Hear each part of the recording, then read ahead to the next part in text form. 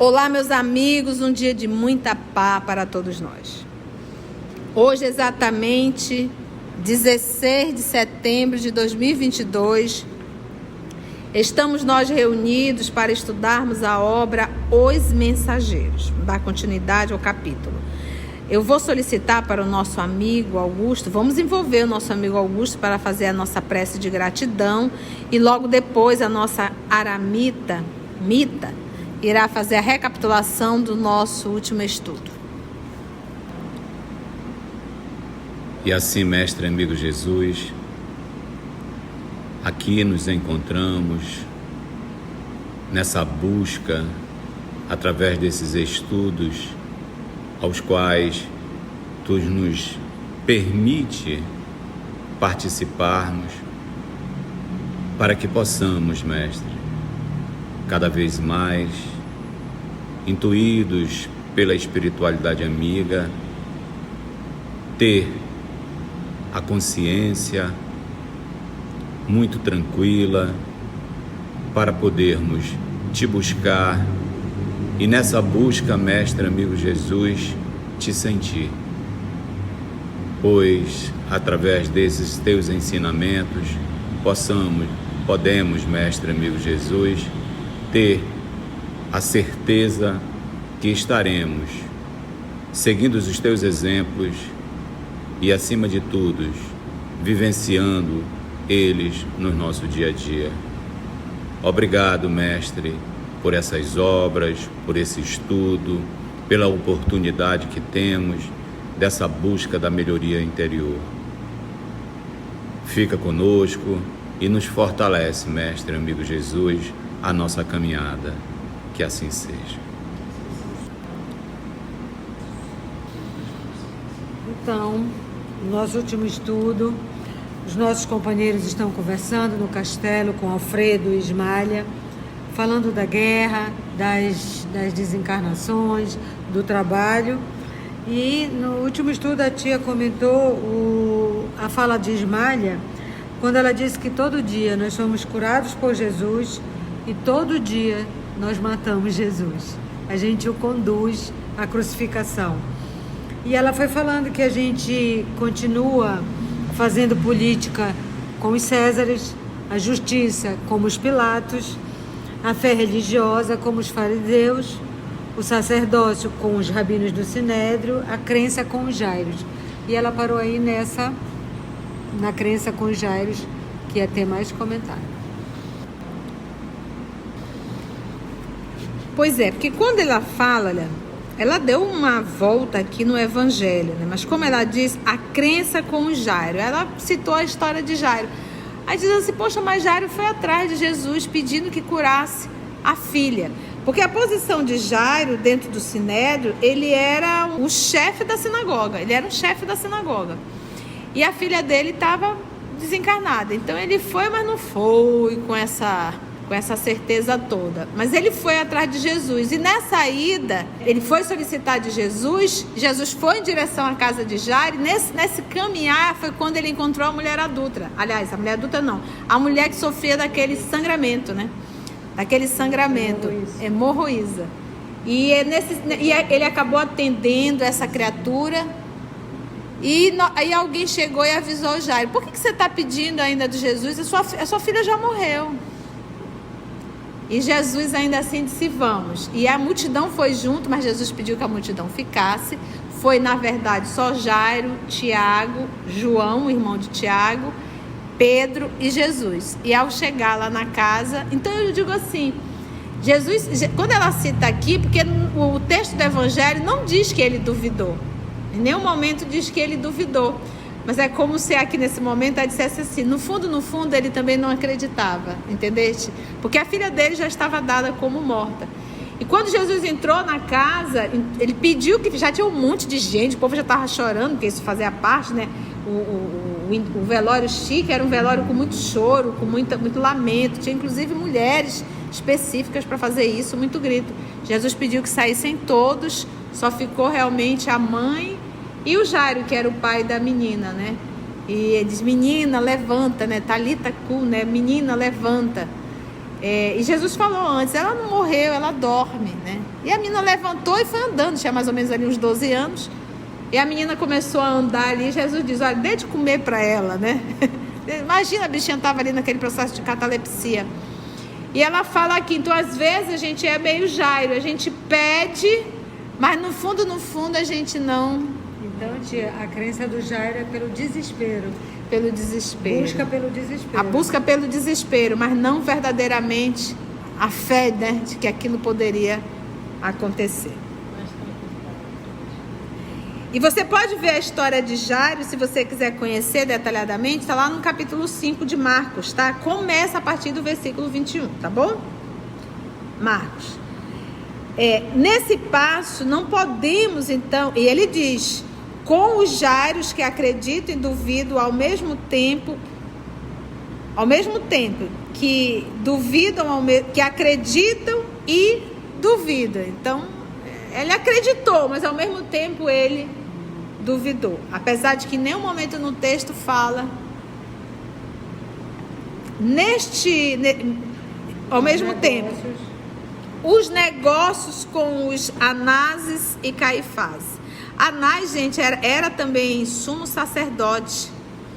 E Caifás também, sumo sacerdote. E era genro dele, sabia? E nós sabemos que esses dois foram aqueles que mais mexeram ali para que Jesus fosse preso. Tramaram. Caifás é que o diga. Caifás foi aquele que levou Judas e que fez as perguntas e para Judas responder. E eram perguntas capciosas, né? Perguntas assim verdadeiramente que... Neste passo, não podemos prever a extensão dos acontecimentos cruciais. Então, pautado nessas atitudes, resultado, encantado com as definições ouvidas, aventurei-me a dizer. Encantado com as definições ouvidas, aventurei-me a dizer. Diz André. Como é angustiosa, porém, a destruição pela guerra. Observou Alfredo bondosamente. Nesses tempos, contudo, a prece é uma luz mais intensa no coração dos homens. Bem se diz que a estrela brilha mais fortemente nas noites sem luz. Imaginem que, para iniciar providências de recepção aos desencarnados em desespero, já fui mais de uma vez aos serviços de assistência na Europa. Há dias, em missão dessa natureza, fomos, eu e alguns companheiros, aos céus de Bristol. A cidade de Bristol é uma cidade na Inglaterra, tá, gente? A nobre cidade inglesa já estava sendo sobrevoada por alguns aviões pesados de bombardeiro. As perspectivas de destruição eram assustadoras. No seio da noite, porém, destacava-se à nossa visão espiritual um farol de intensa luz. Seus raios faiscavam no firmamento, enquanto as bombas eram arremessadas ao solo. A chefia da expedição recomendou nossa descida no ponto luminoso. Com surpresa, verifiquei que estávamos numa igreja, cujo recinto devia ser quase sombrio para o olhar humano, mas altamente luminoso para os nossos olhos. Notei, então, que alguns cristãos corajosos reuniam-se ali e cantavam hinos. O ministro do culto lera a passagem dos Atos em que Paulo e Silas cantavam à meia-noite na prisão e as vozes cristalinas elevavam-se ao céu em notas de fervorosa confiança. Enquanto rebentavam estilhaços lá fora, os discípulos do Evangelho cantavam, unidos em celestial vibração de fé viva. Nosso chefe mandou que nos conservássemos de pé diante daquelas almas heróicas, que recordavam os primeiros cristãos perseguidos, em sinal de respeito e reconhecimento. ele também acompanhou os hinos e depois nos disse que os políticos construiriam os abrigos antiaéreos, mas que os cristãos edificariam na terra os abrigos antitrevosos. Concluiu o senhor do castelo em tom significativo. Às vezes, é preciso sofrer para compreender as bênçãos divinas. Olha que história linda que o senhor Alfredo trouxe pra gente, né? Nesse capítulo 18, no finalzinho. Porque aqui nós não estamos vivendo uma Segunda Guerra? Sim. E aqui ele está contando essa história, porque ele, encantado com as definições ouvidas, aventurei-me a dizer: como é angustiosa, porém, a destruição pela guerra. Então ele voltou ao tema guerra. E de nestes tempos, contudo, a prece é uma luz mais intensa no coração dos homens. Então, agora nós vivemos uma guerra, queira ou não queira, novamente, a Europa está aí em guerra novamente.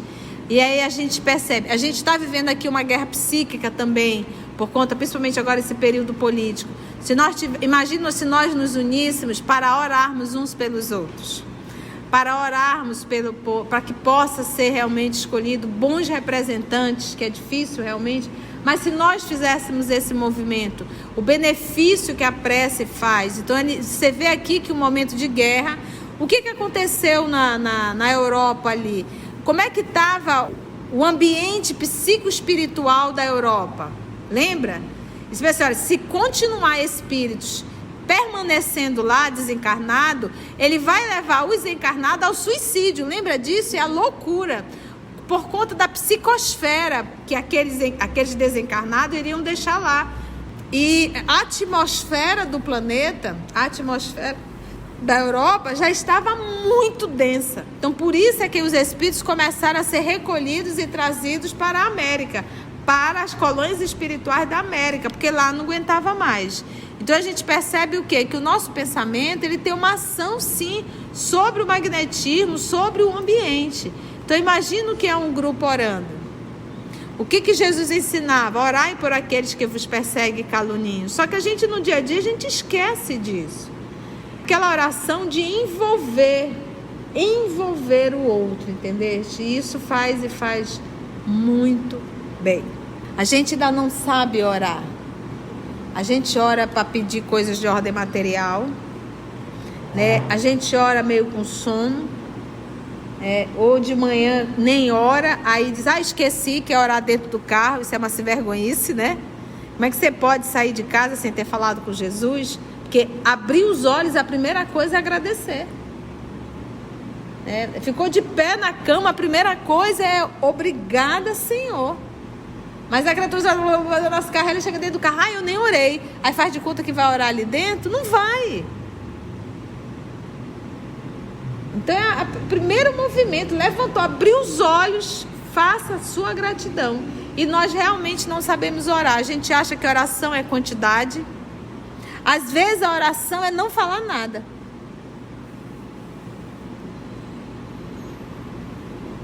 É um silêncio total.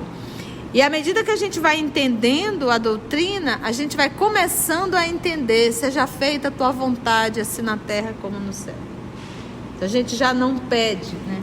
E quando a gente pede, Senhor, me ajuda a ser um humano melhor. Me ajude a servir. O pedido já é outro, não mais aquele de ordem material. Bem se diz, então diz, a prece é uma luz mais intensa no coração dos homens. Então, a prece, ela é sentimento e não palavras. Quando ele fala no coração, é sentimento. Bem se diz que a estrela brilha mais fortemente nas noites sem luz. Então, quando a gente está passando por um turbilhão, que a gente se fecha ali, ora com as lágrimas, aí a gente orou. Como ele diz, a gente só consegue ver as estrelas na escuridão. E é quando a gente mais busca para orar. Porque quando está tudo muito bem, a gente diz, esqueci. Entendeu? Quando dá um tranco à vida, a gente, Jesus, né? A gente volta para o centro espírita, a gente quer fazer o evangelho todo domingo, não é verdade? Por quê? Porque a gente levou um tranco da vida. Quer voltar para o EOS de novo? Acredito. que é o tranco. Entendeu? Então, assim somos nós. Se estiver tudo muito bem, tudo maravilhoso, a gente nem tchum. Por isso que ele diz, nas noites sem luz.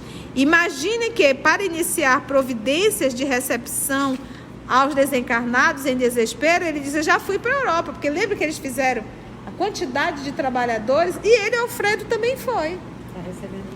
Recebendo lá no castelo os espíritos que estavam desencarnando na Europa, porque a Europa não tinha mais condições psíquicas de receber. É só tu pensar assim, um doido dentro de uma casa, 2 doidos dentro de uma casa, 15 doidos dentro de uma casa. Como é que fica essa casa? Doidinha. Então imagina a psicosfera da Europa, com quantos milhões de pessoas morreram, que nós vimos? 70 milhões, né? Cerca de 80 milhões. De 70, 80 milhões de pessoas. Pensa, gente. É muita gente desencarnando. Então, Alfredo foi esse que fez parte dessa assistência na Europa. E aí ele disse que ele estava lá em uma missão, numa determinada cidade, e eles viram o quê? Que é interessante. Com surpresa, verifiquei que estávamos numa igreja. Por quê? Porque no seio da noite, porém, destacava-se a nossa visão espiritual, um farol de intensa luz. Um farol, não tinha vários não, era só um. Nessa cidade aí, da Inglaterra. E ele diz, seus raios faiscavam no firmamento enquanto as bombas eram arremessadas ao solo. A chefia da expedição recomendou nossa descida no ponto luminoso. Com surpresa verifiquei que estava numa igreja cujo recinto devia ser quase sombrio para o olhar humano. Estava escuro. Escuro, né? Sem luz. Mas altamente luminoso para nossos olhos. Notei então que alguns cristãos corajosos reuniam-se ali e cantavam hinos. Então, a bomba lá fora estourando e eles dentro da igreja, orando. Ah, a prece. Como é bom orar. O ministro do culto lera a passagem dos Atos dos Apóstolos, em que Paulo e Silas cantavam à meia-noite. Quando eles estavam cantando, Paulo e Silas estavam onde? Presos. E ali cantando. O que é isso? Se cantar é não ligar? Não, cantar é confiar. Se a gente tiver de morrer, a gente morre. Se a gente tiver de continuar, a gente continua. Coisa mais linda. Porque o importante é que nós estamos com Jesus. Encarnado ou desencarnado, estamos com Ele. Porque nós servimos ao Cristo. É irrelevante se vamos ficar vivos ou se vamos ficar mortos. O importante é que eu estou com Jesus. Por isso a calma desses cristãos. Eles não estavam para ser atendidos seus caprichos. Eles estavam para servir. E eles aqui leram, enquanto rebentavam estilhaços lá fora, os discípulos do Evangelho cantavam, unidos, em celestial vibração de fé viva. Tem fé morta? Tem. É uma fé sem atitude. Porque morto não tem atitude, né? O cadáver em si. Nosso chefe mandou que nos conservássemos de pé diante daquelas almas heróicas que recordavam os primeiros cristãos perseguidos.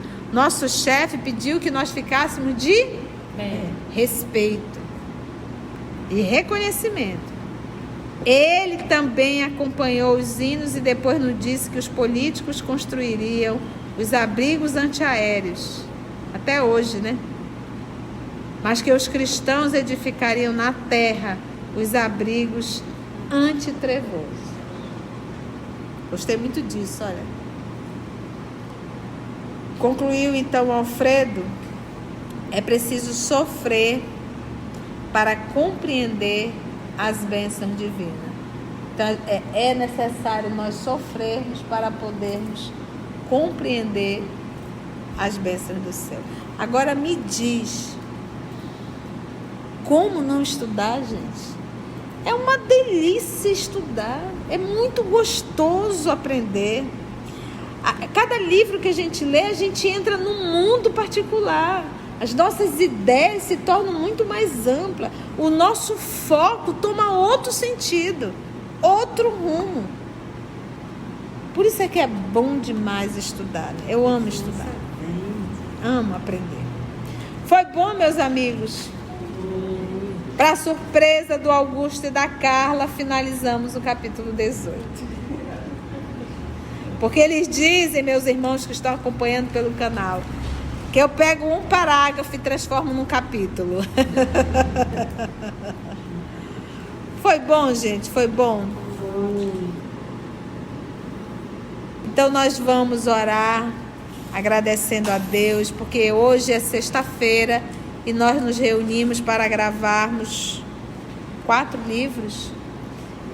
Hoje nós fizemos 4 livros, sempre fazemos, né? E na verdade são 5, porque daqui a pouco nós vamos gravar a Cartilha do Bem para as crianças, né?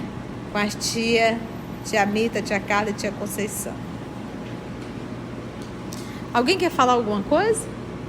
Todo mundo bem? Antes de orarmos em agradecimento, vamos ouvir algumas considerações da tia que destacamos neste estudo para a reflexão dos ensinamentos. Vamos aos destaques da tia? Então a gente percebe o quê? Que o nosso pensamento ele tem uma ação sim sobre o magnetismo, sobre o ambiente. Então imagina o que é um grupo orando. O que Jesus ensinava? Orai por aqueles que vos perseguem e caluniam. Só que a gente no dia a dia a gente esquece disso. Aquela oração de envolver o outro, entendeste? E isso faz muito bem. A gente ainda não sabe orar. A gente ora para pedir coisas de ordem material, né? A gente ora meio com sono, ou de manhã nem ora, aí diz, esqueci que é orar dentro do carro, isso é uma vergonhice, né? Como é que você pode sair de casa sem ter falado com Jesus? Que abrir os olhos, a primeira coisa é agradecer, né? Ficou de pé na cama, a primeira coisa é obrigada, Senhor. Mas a criatura do nosso carro, ela chega dentro do carro, eu nem orei. Aí faz de conta que vai orar ali dentro? Não vai. Então é o primeiro movimento, levantou, abriu os olhos, faça a sua gratidão. E nós realmente não sabemos orar. A gente acha que oração é quantidade. Às vezes a oração é não falar nada. Assim, concluindo o nosso estudo de hoje e agradecendo o nosso Mestre Jesus por mais este momento de aprendizado, vamos orar? Vamos orar? Amado Mestre Jesus, divino amigo, amor de nossa vida, aprendemos ainda um tanto mais. Aquele chamado que cada obra nos faz e nos traz, para que possamos mudar a nossa conduta para melhor a nossa forma de relação um com o outro. Já sabemos, Senhor, mas quando a vida nos traz o material pedagógico, acabamos reclamando. Ensina-nos a olhar para a vida de relação, como oportunidade de crescimento. Ajuda-nos, Senhor, a entendermos que a melhor opção é sermos um instrumento doce à vontade de Deus, um instrumento maleável, um instrumento fiel. Ensina-nos a compreender que a verdadeira liberdade é a liberdade de te servir. Ensina-nos a compreender que a verdadeira vida é a vida que optamos em te seguir. Ensina-nos, Senhor, a compreender que a verdade é a lei que o Senhor nos ensina. porque o Senhor é o caminho, o Senhor é a verdade, o Senhor é a vida. Que a tua bênção possa envolver a todos nós, a esse nosso planeta, aos líderes desse planeta, e em particular, Senhor, aos países que ainda insistem na guerra. Que a tua luz, Senhor, possa lá chegar. Graça te damos, amado amigo, e agradecemos a todos os amigos espirituais aqui presentes. Que assim seja.